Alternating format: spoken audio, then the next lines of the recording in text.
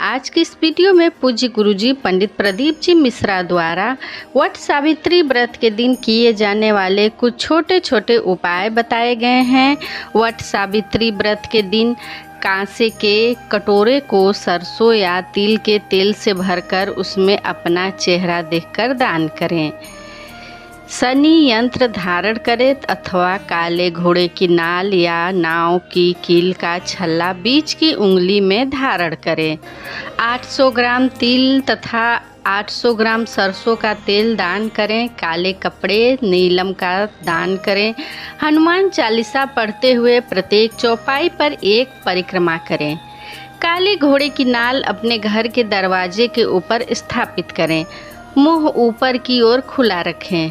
दुकान या फैक्ट्री के द्वार पर लगाएं तो खुला मुंह नीचे की ओर रखें। इन उपायों से आप अपने कष्ट दूर कर सकते हैं तथा शनि महाराज की कृपा प्राप्त कर सकते हैं। दर्शकों, आज के इस वीडियो में बताए गए उपायों को जरूर से ज़रूर सुनें ताकि गुरुजी द्वारा बताए गए उपायों से आपको ज़्यादा से ज़्यादा लाभ प्राप्त हो सके। इसके साथ में चैनल को लाइक, शेयर और सब्सक्राइब भी जरूर कर लें।